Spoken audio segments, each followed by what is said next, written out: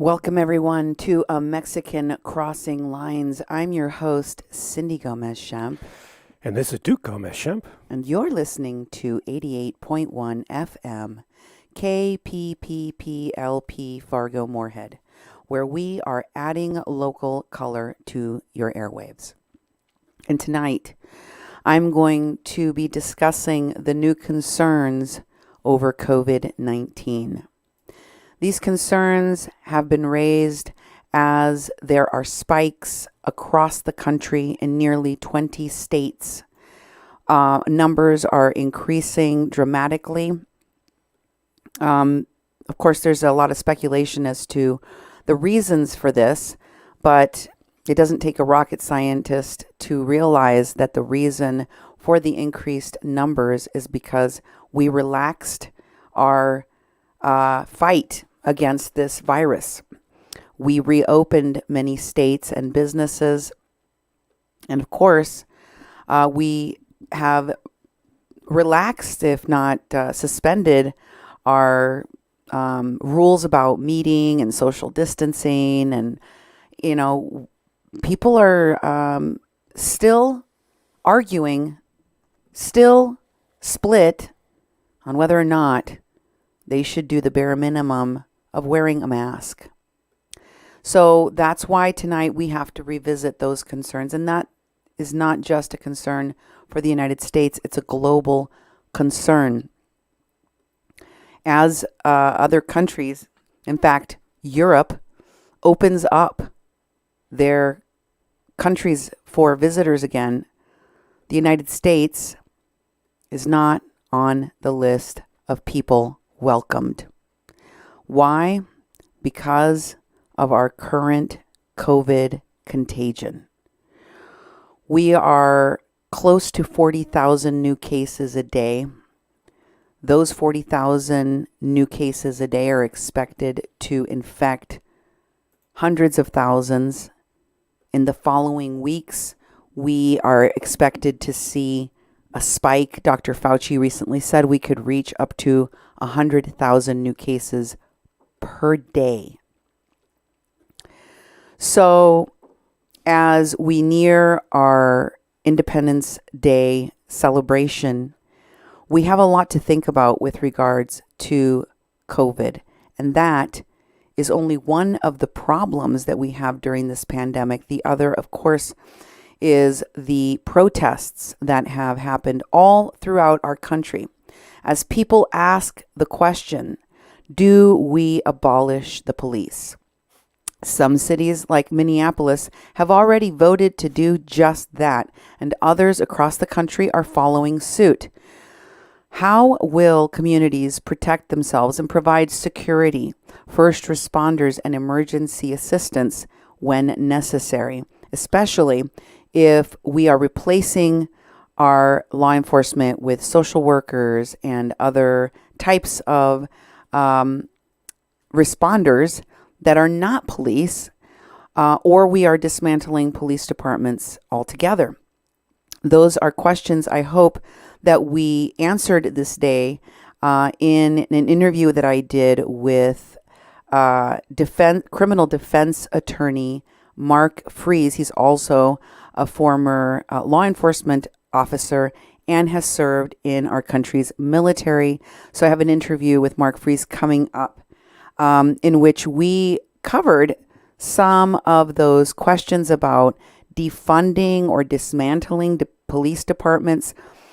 If you stick around, you're going to find out what's plausible, what's possible, and what we should logically be thinking about implementing in real time so that we can move on with protecting our country, protecting our cities, and especially during this pandemic, making sure that everyone is safe. Tonight, I will also be bringing you an update on the quarantine hotel/shelter in Tijuana that I brought you a report about last week, where deported people from the United States are being sent so they can be in quarantine. And many of those folks are expected to be carriers of COVID. All of that coming up on today's show. But first, I want to thank all of you for your messages, your comments, your topic ideas. Keep those coming. We always appreciate your input and your support. Duke, how can folks support our work? Well, thank you. It's a pleasant evening out there tonight. Actually, it's a little bit hot in here. I'm just getting used to being really hot. It's been hot every single day. I'd like to thank you all for supporting our work. You can find us in many places. You can call our message line, leave a message if you'd like to. 701-566-0917, 701-566-0917. You can email Cindy at kppfm.com or me, Duke, at kppfm.com. You can go to our Facebook site, 88.1 Fargo Moorhead. Jump on over to YouTube at Duke 1517. We're simulcasting on YouTube and on Facebook. You can also find us on Facebook at Mexi-Can and the People's Press Project. Also on our website, kppfm.com, you can look at our past shows and look around at some of our programming and what we have going on. Also, you can make a tax-deductible donation to our nonprofit organization that is the sponsor of the station. Go to kppfm.com/donate and make your donation today, and thank you for your support. Yes, thank you very much. Now, I wanted to start off by revisiting where we stand with regards to COVID, because we're not doing well. And while we are still debating whether or not this virus is real, the numbers continue to climb. Take a look at the dashboard from the Center for Science and Engineering at Johns Hopkins University. We are now at total confirmed cases around the globe of 10,644,064 cases, with global deaths standing at 514,527.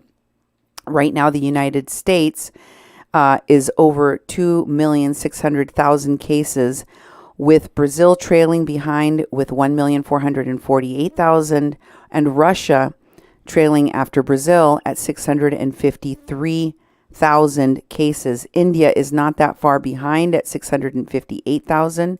The UK is trailing behind India at 314,000.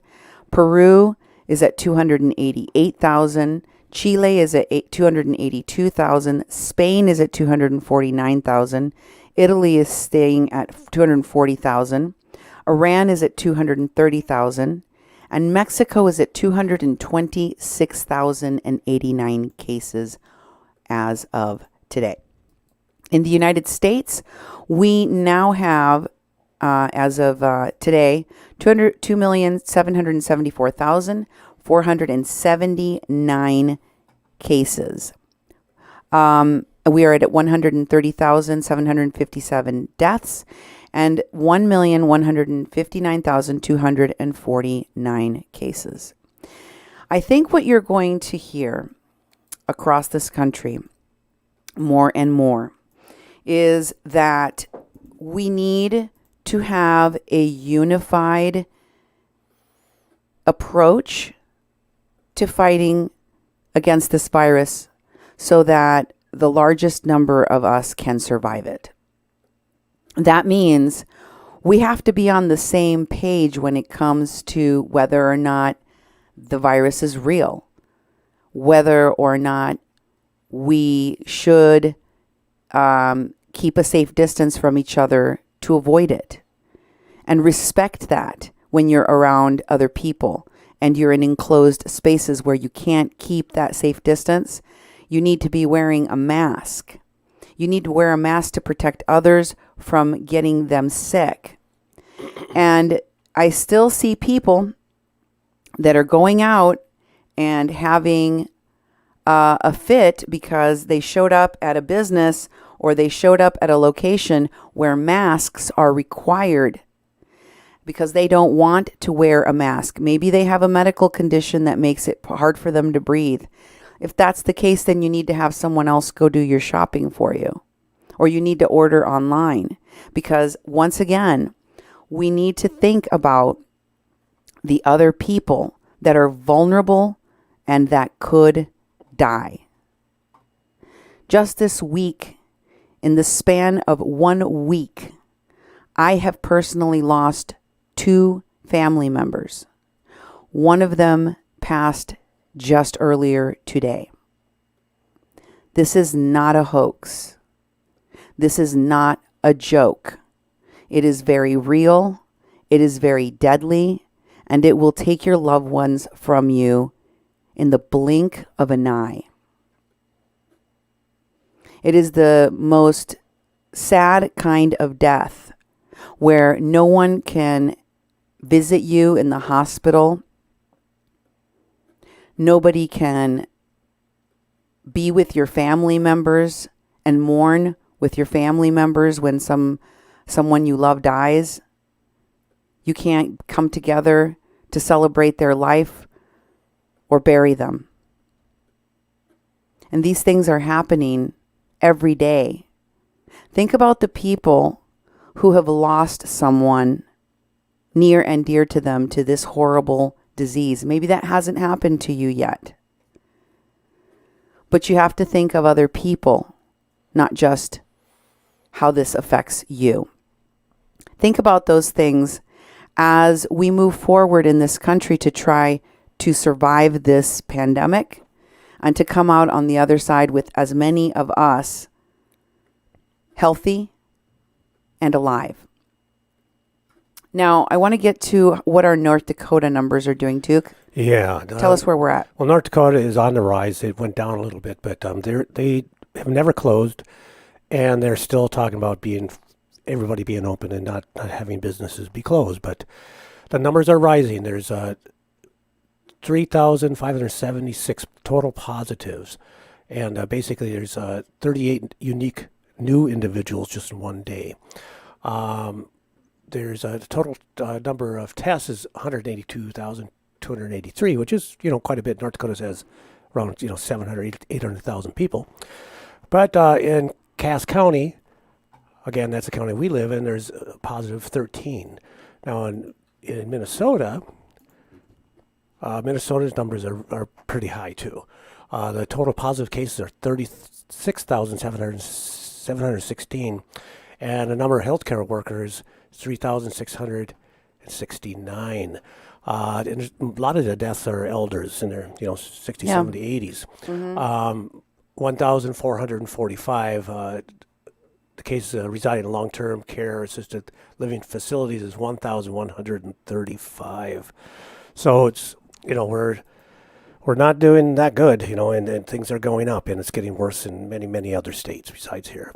Yes. And, again, I want to just reiterate that we're talking about, the loss of people's lives. And if you're young and you're healthy, that's not going to be you, hopefully. For the most part, that's how this virus has attacked people. It has attacked the people that are old and the people that are infirmed, the people that have compromised immune systems, and the people that have underlying conditions. And I forgot to mention in our county, the Clay County that we live in, Minnesota, there are 576 positive cases. And that's gone up. Wow. I remember when it was at 10. In the first month there was only 10 positive cases, and now it's 576. And part of the reasoning for that is that, again, we're across from Cass County, which is in Fargo, which is the largest metropolitan area, in North Dakota, and it has the most cases and continues to have the most positives every day. Here's the thing. Those younger people that may not be at greater risk of getting seriously ill, although some people do end up in the ICU. Some young people have ended up on ventilators. Some young people have died.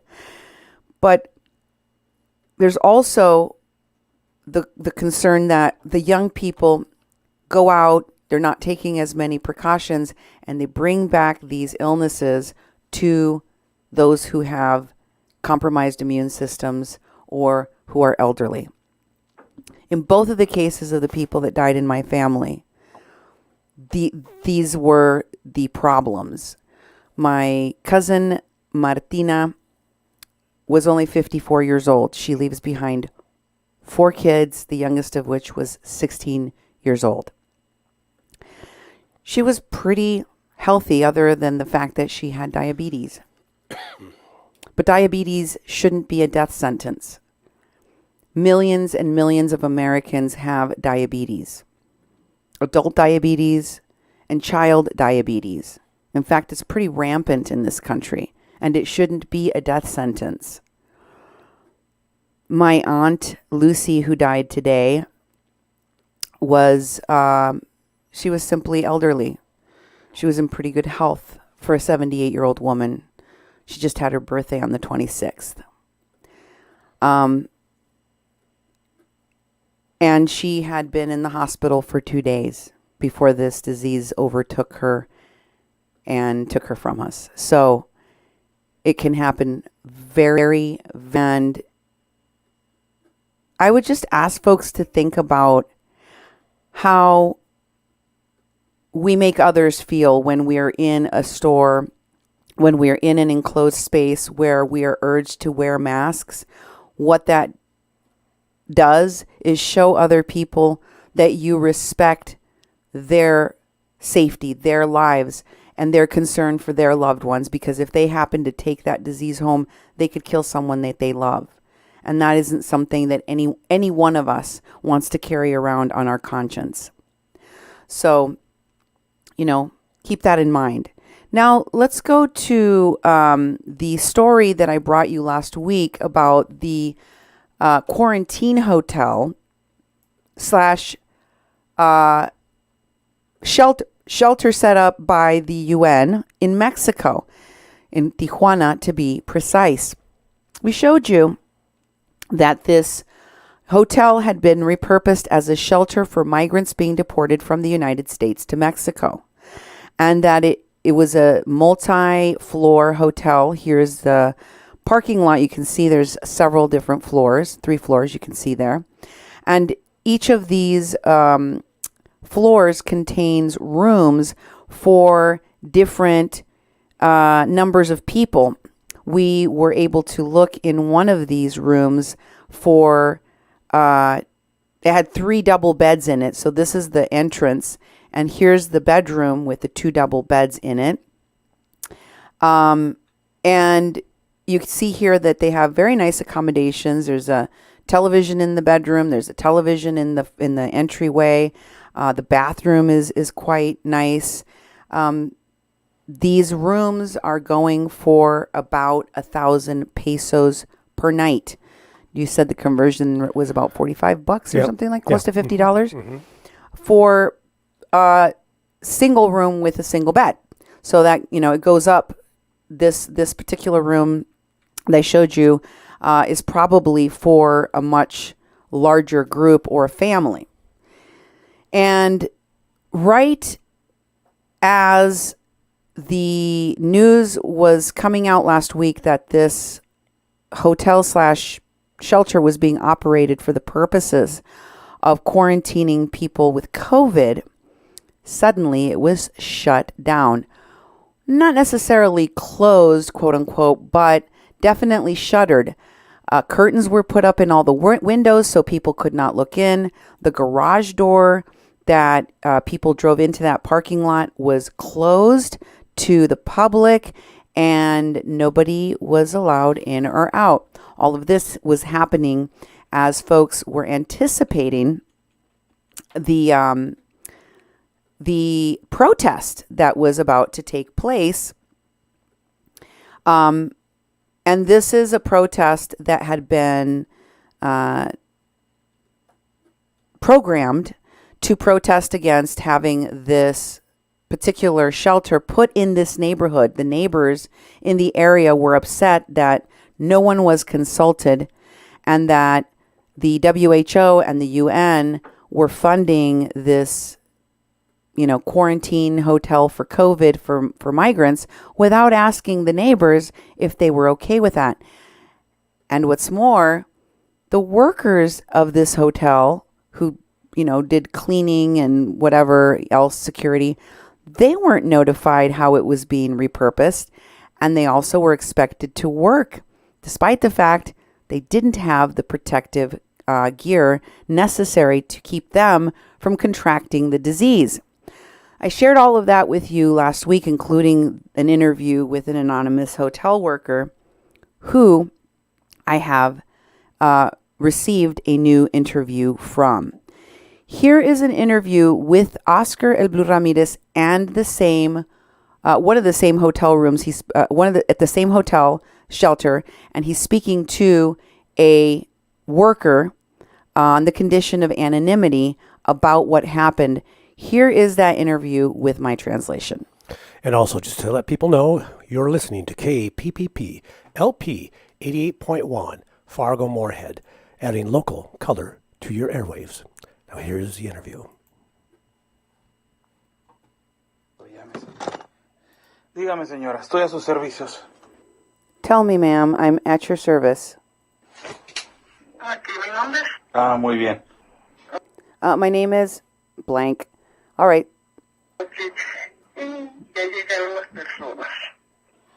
Some people have arrived. ¿De dónde vienen? Where do they come from? Vienen del otro lado. The other side. ¿Son centroamericanos? From Central America? Sí. Yes. ¿De Honduras, El Salvador? Honduras son mis paisanos. From Honduras, from El Salvador. They're from Honduras. They're my countrymen. ¿Usted es de Honduras también? You're from Honduras too? Ujú. ¿Y vienen infectados de COVID? Sí. And they're infected with COVID? Yes. Todos vienen infectados de COVID. Sí. All of them are infected with COVID? Yes. Ve nada más. ¿Cuántos llegaron más o menos, señora? Look at that. How many approximately arrived? Se llenaron ahora 4 cuartos. Today they filled 4 rooms. ¿Y cada cuarto cuánto le cabe? Dependiendo, And how many fit in each room? It depends. en uno son para 2, una pareja, otros son para familia. Some are for 2 people, like a couple. Others are for families. Así. ¿Les dieron la protección, señora, para trabajar? And so on and so forth. Did you get the equipment, the safety equipment you needed to work? Nos compraron uniformes de esos de, como de hospital. They bought us those uniforms like the kind they use in hospitals. Ajá. Y mascaretas de desechables. Yeah. And they also bought us disposable masks. Señora, ¿y si no hacen el trabajo, los corren o qué? Porque eso está... ¿Sí? Sí. ¿Ya les dijeron eso? Sí. So then if you refuse to do the job, will you be fired? Yes. You will be? Yes. They've told you that? Yes. ¿El dueño del hotel o las Naciones Unidas les dijo eso? El dueño del hotel. The owner of the hotel told you that, or was it the United Nations? It was the owner of the hotel. ¿Y qué han dicho las Naciones Unidas? Pues no sabe nada. And what has the United Nations said to you? They know nothing.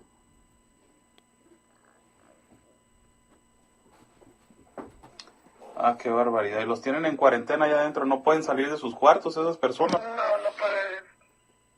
So those people are in quarantine and they are not allowed to leave their room. No, they are not allowed to leave.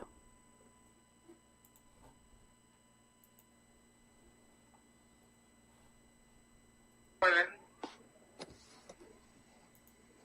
Ah, qué barbaridad. Por eso me quería comunicar con usted, pero como el muchacho me dijo que no era, yo ok. No, Yeah, so that's why I wanted to get a hold of you, but the guy told me that you weren't.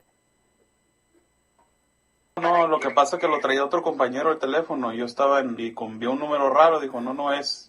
Pero ahorita ya lo...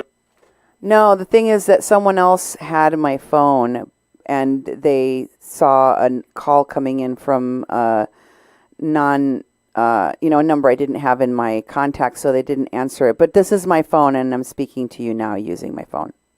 Ya es mi teléfono, ya me estoy comunicando con usted. Ajá. Ah, qué barbaridad. Por eso cerraron ya el hotel por fuera y todo, ¿no, señora? So that's why they've shut down that hotel, right?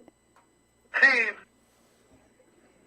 Ya está todo cerrado, no dejan entrar a nadie, nada más. Yeah, that's why they closed it. It's all closed down. They don't let anybody come in. Entonces, de hecho, nos piden nuestros papeles para entrar. Papeles. No está ningún periodista ni nada. Yeah, they're even requiring us to show our paperwork. Paperwork? Yeah, they won't let anybody in. They don't let any reporters in. No quieren que entre periodistas. No. They don't want reporters coming in. No, they don't. Lo andan escondiendo. Sí. Pues se les They're trying to hide it. Yeah, they are. va a alborotar porque la gente aquí en el barrio anda bien enojada. Well, things are going to get ugly because the people here in the neighborhood are pretty upset. Pues sí, yo sé. Yeah, I know. ¿Y usted cómo está, señora? Pues, como que, pues, para llamarle, imagínese. And how are you doing? Well, just imagine I'm calling you. Qué barbaridad. Y nomás son gente de Centroamérica, no hay africanos, haitianos, algo así. So, okay, then they're all people from Central America. There are no Africans, no Haitians. Todavía no llegan. Pero sí They haven't arrived yet. va a llegar gente así. Sí. So you're expecting people from those countries? Yes. Pero esperamos más gente. Van a llegar como 150 personas. We are waiting for more people. We expect the arrival of approximately 150 people. Qué barbaridad. No, pues ok. Señora, muchas gracias por la información. Aquí estoy para lo que ocupe y lo que necesite, ¿ok? Ok, No duden en hablarme. ok. Hasta luego. All right. Well, thank you very much for that information. I'm here if you need anything from me. Don't hesitate to give me a call. Okay. Ándale, buenas noches, bye. Bueno. All right. Good evening. Thank you. So, what you just heard was an interview with an anonymous shelter worker. The shelter is the converted hotel from which Border Network News reporter Oscar El Blue Ramirez was bringing you information about the opening of this shelter for migrants being deported from the United States and the presence of people or the expected presence of people with COVID. In the aftermath of the visits made by Oscar El Blue Ramirez to this shelter converted hotel, he spoke to the receptionist, he spoke to the people that clean rooms, he spoke to a lot of different people there. He also talked to some of the neighbors, and people were very upset. In fact, on the script, you can see there's a document or a post that was made by the local people. It's right there on the script. And you can see that it's in Spanish. It's the same picture of the hotel that we're looking at on these recordings, but this post was made to notify the public by this man named Jose Luis Mendez that all of the neighbors that live in this area called Altos, Los Altos Soler and Infonavit are going to get together on Tuesday to come together and come to an agreement on what is going to be done with these migrants in quarantine, possibly with COVID. And this was all scheduled to happen. If you scroll down a little bit, you can see this is the hotel shelter that was converted into a shelter for migrants that we have been talking about. So the neighbors got together. They found out about what was going on. They decided not going to happen with our consultation or input. We have something to say about this. And they were going to protest. Guess what happened? The whole thing got shuttered. They closed the windows. They closed the door. They're not letting anybody in. And as you just heard, they are forcing their workers to go in and work with around COVID people with COVID. And if they don't do it, they will be fired. If they don't do it, they will be fired. I mean, can you imagine the pressure of doing that? And especially for these people who, well, they need their jobs. Otherwise, they can't make money. I know. And it's like they're being, it's extortion. It's like very unhealthy conditions. It's like they have no choice. They could get sick. They could die. They could infect other people. They could spread the virus to their family. And I'm sure they didn't up their pay or triple their pay or anything because, no hazard pay. No one has done that for pretty much anyone. And as you heard, this worker said the only thing they were provided were disposable masks. Yep. Those are not the high-end masks used by people working in hospitals. Those are not the protective masks that are going to keep someone that is cleaning rooms where folks with COVID have been staying from catching that virus. So they are very concerned for their own health and safety, as are the people in this neighborhood. I would love to hear how folks feel about this. Obviously, folks that are sick from COVID need a place to go, especially those who are migrants that are being deported back to Mexico. But the question is, do the neighbors have a right to know? What kind of transparency do they have at a converted shelter hotel run by or financed by the WHO and the United Nations, when even their workers were being kept in the dark about what was going on and not given proper equipment to clean this hotel or to maintain this hotel/shelter? If the people that work in that place aren't being given information, how is the rest of the community going to feel about the transparency of this location? Not very good. Not very good at all.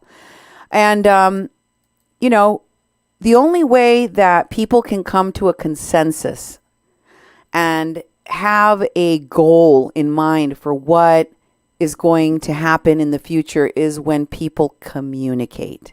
And we are not doing enough of that.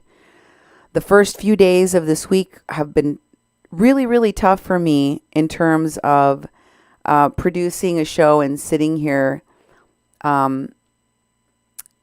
talking to you guys about what's happening in the news when it is affecting me on a very personal level every day. And I have to say, I'm frustrated and angry both with my fellow Americans and with the humans of the world that we can't seem to come together to protect human life and to save our own butts, that we can't be on the same page about how we move together forward as a country.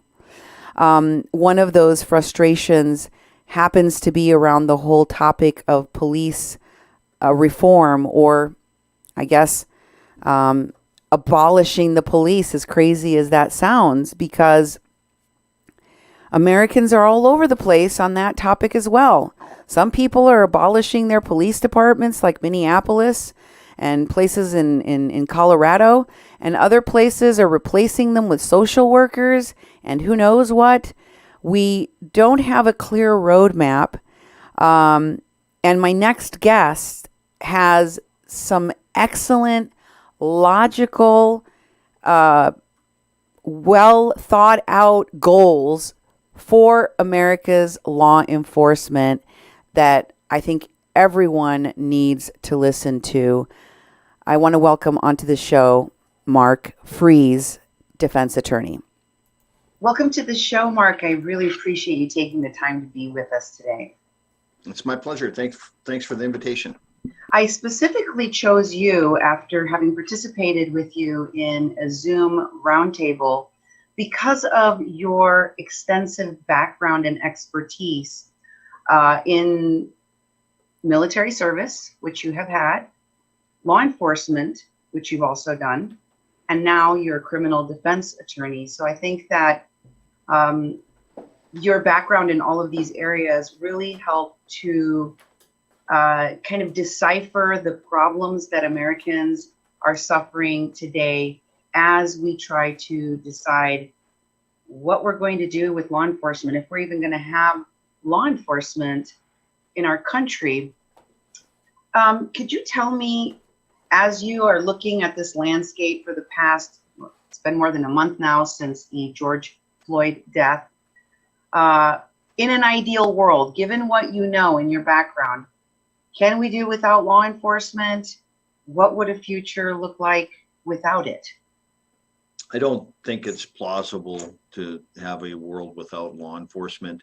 There are critical incidents happening even in small communities every day. The rate and prevalence of those critical incidents are larger in larger communities.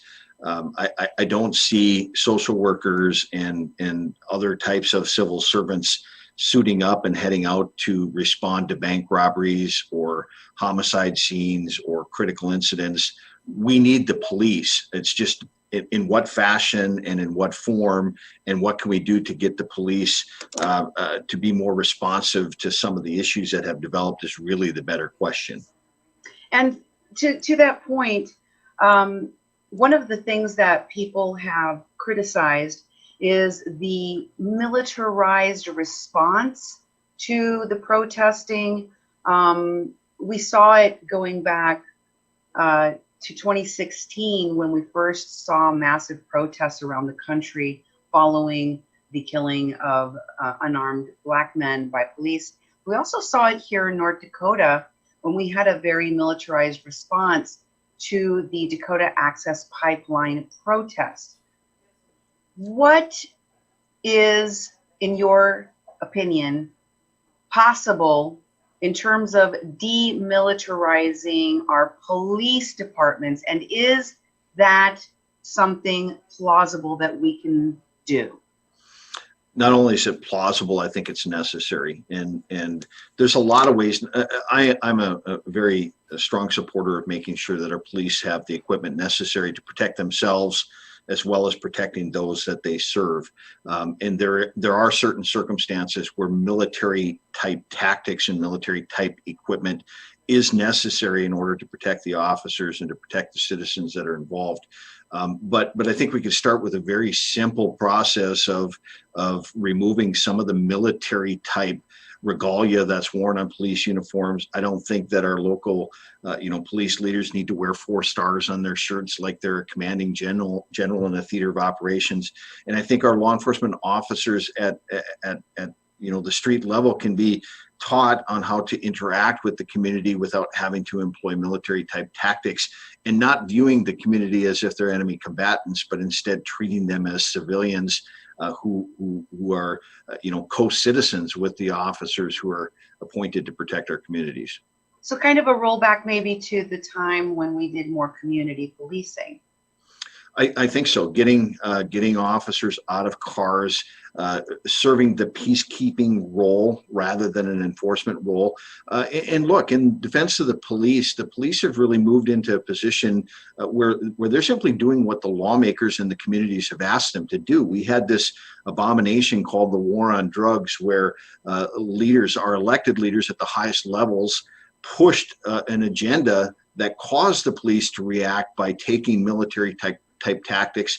We've expanded the scope of our criminal law so far that the police are called upon to enforce things like violations of the electrical code, violations of the plumbing code, violations of all sorts that should not be criminal in nature. But we call upon the police to enforce those types of things. So in large part, as a society, we have to share. In fact, I think we have to take the responsibility for putting police in that role. Yeah, and we've seen a lot of that, especially with COVID, where law enforcement is asked to go out and enforce mask wearing or curfews, etc. And we still see that in some states right now. And those things, I think, Cindy, should be punished by a fine or a civil type proceeding, and the police should be out of it. Those are not police functions. Sure. And what do you think that can be done at the federal level in addressing law enforcement reform? I am a states' rights type of person. I think that these types of issues are best addressed at the state level. I think that the federal government involvement in these types of things has a tendency to complicate them and make them more difficult. Policing is a local issue, and policing needs to be addressed at the local level. That being said, the federal government, of course, can provide guidelines. The federal government can restrict the release of military equipment to law enforcement. The federal government can provide accreditation and overview and insight. But I think that this is really an issue that needs to be addressed at the local level. Okay, so let me ask you about the president's executive order. The Trump administration obviously inherited a lot of the issues that we are seeing people are upset about or criticizing in law enforcement in America today. But the president has taken steps to, for one, create a database and other important reforms that will hold police accountable, more accountable. Is it enough in your opinion? And if not, what more has to be done? I think those are good first steps. There's all sorts of questions as to how effective a presidential executive order would be at regulating a law enforcement agency at a state or local level, because there's there are legal questions as to can the president actually tell the Minot, North Dakota Police Department how to conduct its business. So there are some legal questions with that, but I think those guidelines and those provisions and those ideas, when incorporated at the state level, will be helpful. I think the better approach is, so if the president issues an administrative or executive order that says we need to keep track of officers who are terminated for excessive force or what have you, how in implementation are we going to make sure that a local law enforcement agency in a small community in North Dakota or Minnesota is going to be able to get that information? That's the larger question. And I think we need to fund and provide teeth at the local level. North Dakota, for example, has a Peace Officer Standards and Training Board.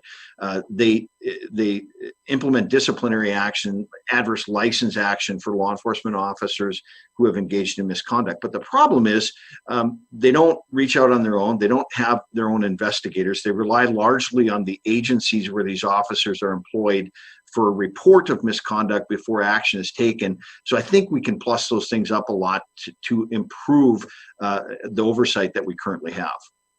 Now, One of the things that I think most people are upset about is the loss of life, in particular, in the custody of law enforcement or at the hands of law enforcement.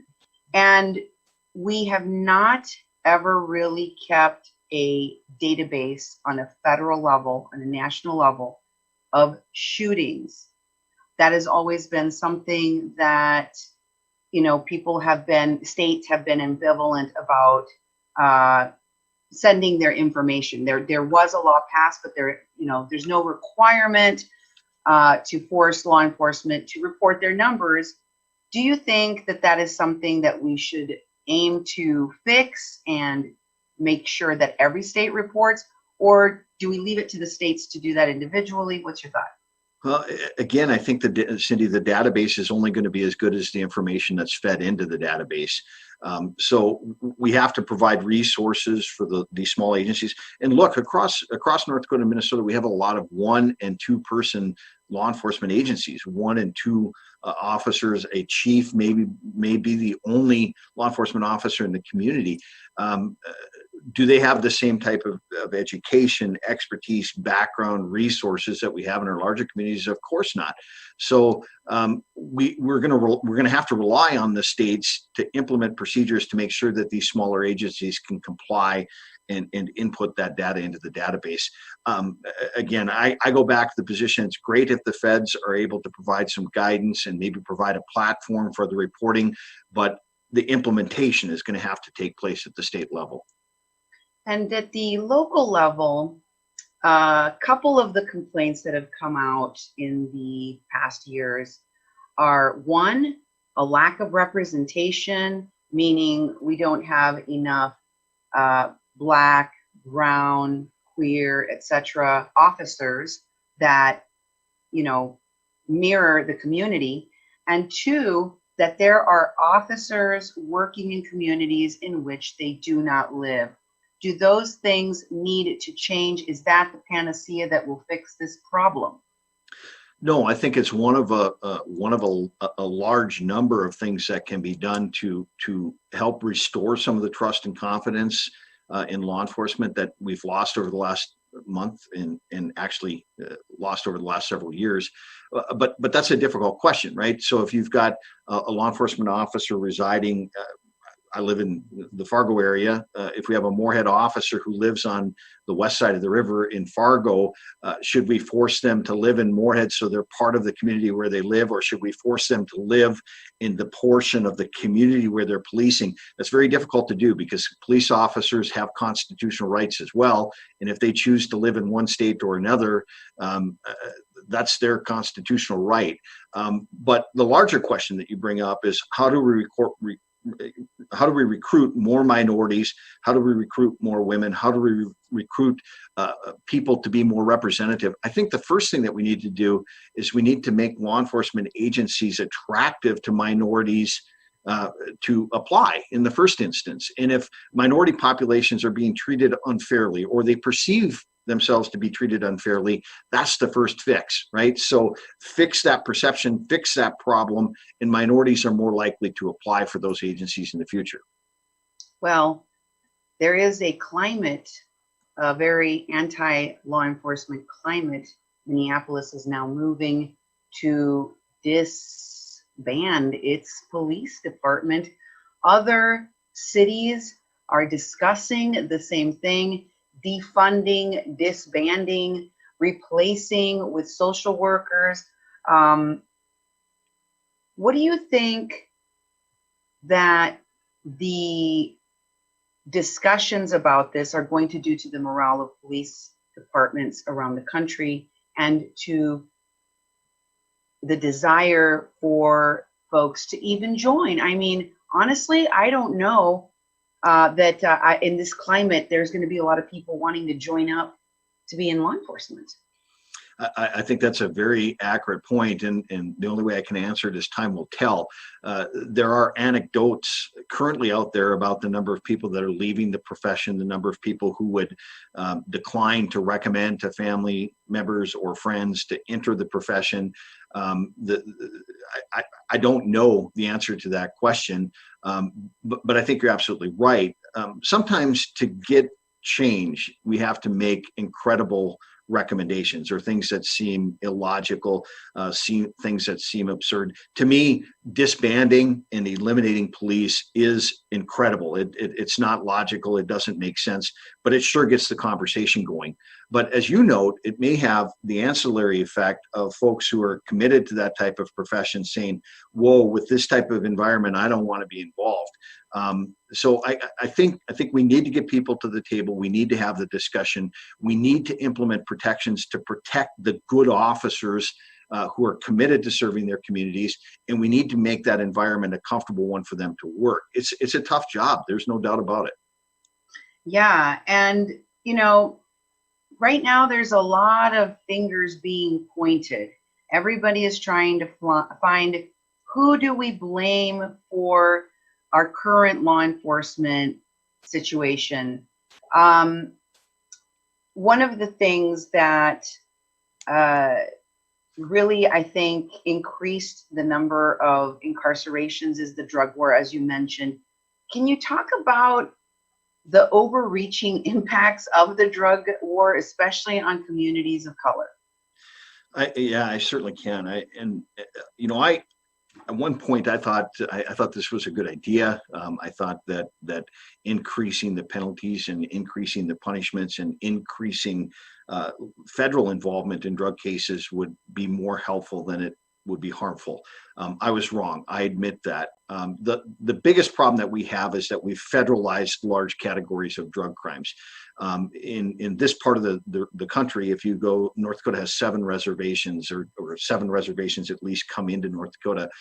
Most of the drug crimes, the larger drug crimes on those reservations, are prosecuted in federal courts. So Native American populations are punished much more harshly. A typical drug case that's prosecuted in state court will have a far lower punishment than in federal court. And in state courts, we have diversionary programs like drug courts. We have parole, where people who have committed drug crimes and are sentenced to state prisons complete treatment and meet criteria. They're put back in the community under the supervision of a parole officer rather than kept in custody. We don't have parole in the federal system. So we have draconian punishments that are coming back from federal drug court prosecutions that are disparately impacting minority communities to a large extent. The other one that we talked about before, Cindy, was the crack cocaine disparity. In the federal system, drug cases and all criminal cases are subject to what are called sentencing guidelines. And really what it is you take the offender's criminal history and then you have a category for the specific charge, and a base offense level is what they call it. The base offense level will go up or down depending on aggravating or mitigating factors. And then you take those two lines and you interpolate them, and there's a magic number that pops up. X number of months is for the offense based on the history and the offense level. Crack cocaine and cocaine are essentially the same drug. Black populations would largely deal in crack. Powdered cocaine, white populations would largely deal in them. For years, our federal sentencing guidelines provided a much higher sentence for the same drug simply because it was in crack form. What did that do? That took our minority populations and put them in prison for far longer periods for the exact same conduct that white people were doing. Right. And, that has repercussions over generations and lifetimes. Now, we have many states, for example, like Colorado, where pot is legal and is a source of income for many business owners, many of whom are white. And yet we have a population of people of color that are incarcerated currently for possession of that same legalized plant. What do you think about, decriminalizing marijuana, for instance, or even, taking the stigma away from a lot of those people, releasing many of the people that have been incarcerated for the possession of marijuana? We're moving in the right direction in that regard. I have long been a proponent of decriminalizing marijuana. I still think it should be a violation. I think it should be enforceable, particularly as it relates. The studies show that people under the age of 25 can suffer lifelong adverse consequences. And because it has been illegal for so long, we've not been able to test it. We don't have a lot of studies out there. There clearly are some implications from the use of marijuana. I've told my kids that I would be very dissatisfied if I found that they were using marijuana. I don't use marijuana myself, but I think that our country was sold a huge bill of goods when it comes to marijuana type cases. I think it's much more benign than it's been portrayed to be over the years. And I've seen all sorts of young people have lifelong consequences: inability to get jobs, inability to get into the military, inability to serve in positions of public trust, all sorts of things for conduct that is relatively benign. And as you pointed out, the minority populations historically have used marijuana to a larger extent, or to a more prevalent extent than have white individuals. So as a result, they've had more of these consequences that I just outlined to you. And in talking about the specifics of what kinds of reforms we can see implemented in police departments, there are certain things that people, right off the bat, they talk about. We have to have a law against, chokeholds, ban chokeholds altogether, because we've seen enough of how devastating the use of chokeholds is. But there are other things that people have called for, including some kind of committee, a community oversight committee that gives members of the community access to this process of investigation of law enforcement that is, for the most part, cloaked in mystery for most people. And we as community members really never get to see the outcomes. So for example, a person like Derek Chauvin, who had a history of complaints against him, most regular citizens wouldn't know that this person is a repeat offender, if you will, of these kinds of abuses of power. What do you think of different reforms, specific things like banning chokeholds, changing uniforms and equipment, etc.? And what about these community oversight groups? To what extent are those helpful? Are they not helpful? How do they interfere, or do they not interfere with the investigative process? And can they actually help reform law enforcement? Without question, all of those things that you mentioned, I think, are things that need to be addressed and most likely implemented. I was a police officer for a little less than 6 years. I used a chokehold once, and it was only out of absolute necessity. I watch video recordings of law enforcement interaction with police officers every day. I watch that, and I've seen instances where I've had clients that were involved in altercations with the police. It's been years since I've seen one locally where a law enforcement officer uses chokeholds. So they're not very common. They're not used, and it's only absolute necessity. And I don't think anybody would have any reservation with a policy or statute or an order that says chokehold shouldn't be used unless in absolute dire circumstances.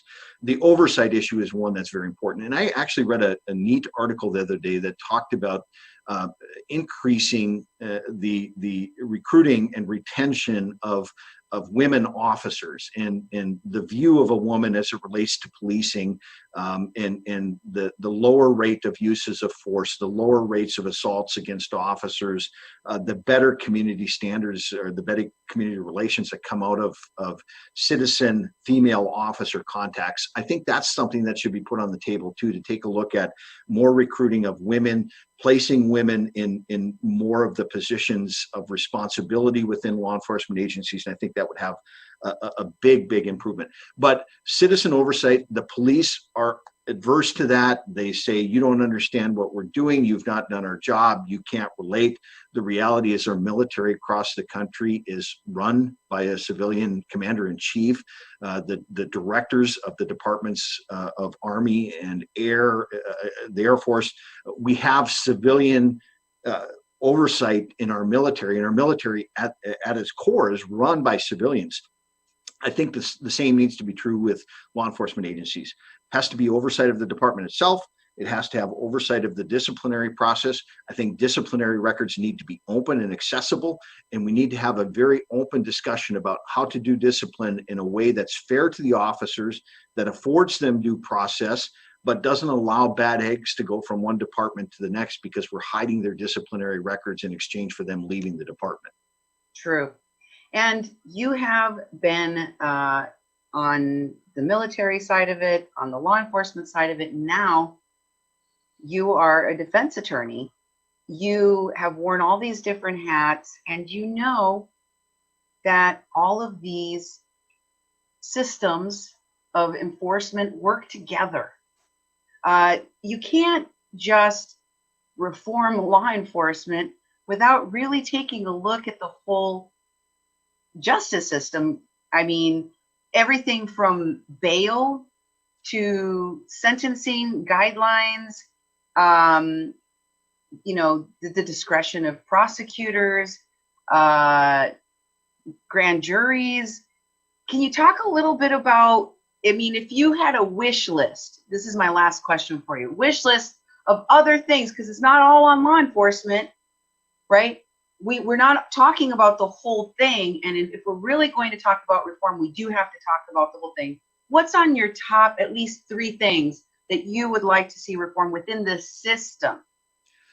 It's tough because there's so many tangents that we can go on, and I think you hit a lot of them. I think demilitarizing police and training both police and communities are critical. Those have to be done right away.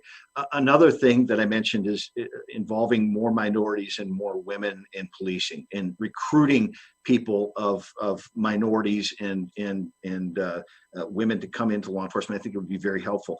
Accreditation of law enforcement agencies, where we have outside accreditation teams that come in and ride with patrol officers. They go to crime scenes with investigators. They establish guidelines and policies that they're consistent, that are best practices, and agencies have to meet those minimum requirements in order to maintain their accreditation. I think all of that would be helpful, but it is much, much, much larger than just addressing the police. We have to get lawmakers of the mindset that they can do things to protect the police from their bad decisions, right? If we ratchet up the fines enormously for a speeding ticket, who bears the brunt of that? It's not the lawmaker who says, this is great because we're going to make more money. This is great because we think we'll reduce traffic safety. The person who bears the brunt of that is the patrol officer who's at the window handing the ticket to the citizen. The citizen who now views the police as doing this for the money is also affected. So lawmakers oftentimes lose sight of the practical effects of what they do. I've advocated repeatedly for the abolition of sobriety roadblocks in North Dakota.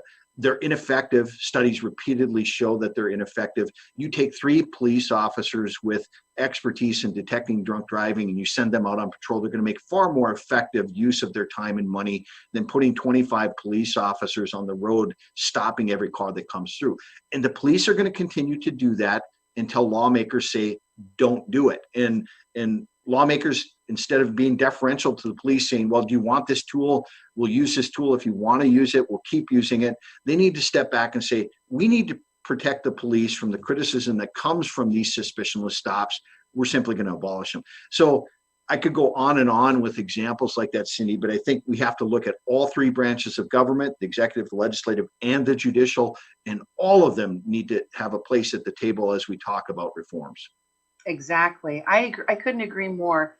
I think that the discussions about how we move forward with some kind of security force that protects our cities all across this country is a very important question. It's not going away. I hope that a lot of people that have an opportunity to watch this start thinking about this whole system approach rather than just focusing on law enforcement, because honestly, I've heard a lot of cases of law enforcement quitting, retiring early, and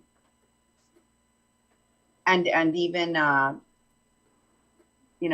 people that are committing suicide. It's very, very sad to see what's happening in our country today, and I think that as we try to address this issue, we do really have to think about the mindset of law enforcement and how they're being criticized, and rightfully so. We do have to look at the transparency issues. We have to look at the abuse of power issues, etc. But we also have to, think about how this is impacting their desire to even keep working, so that we have some kind of existing law enforcement in our communities. Final thoughts. it's not 1965. We're not in Mayberry, and we don't have Andy as the sheriff anymore. But if we could look back at that example of how to relate to people and to treat people fairly, I think it would have a great big impact and a very positive impact. I agree. Keep the discussion going. I think it's critical to involve all sorts of people with various views on this. And I think collectively we can fix things. We can fix things for the betterment of the law enforcement community and for the community as a whole. Thank you. You give me a lot of hope, and I feel a lot more calm having had this conversation. So I was like, are we going to have law enforcement anymore? It's just going to be mayhem and chaos in the world. So thank you very much for, really giving us a controlled and very logical discussion about what we can do moving forward. It was my pleasure, Cindy. Thanks for the invite. Have a great day, Mark. You too. Bye.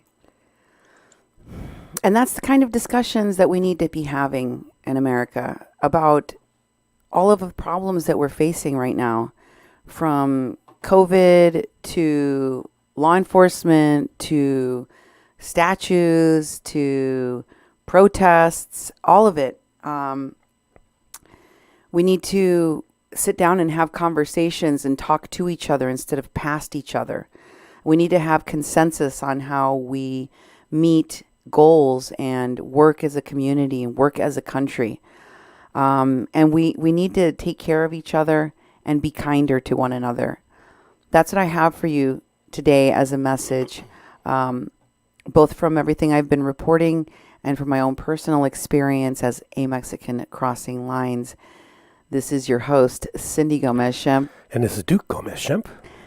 Ready to sign off for the evening here at 88.1 FM KPPPLP Fargo Moorhead, where we are adding local color to your airwaves. God bless and good night.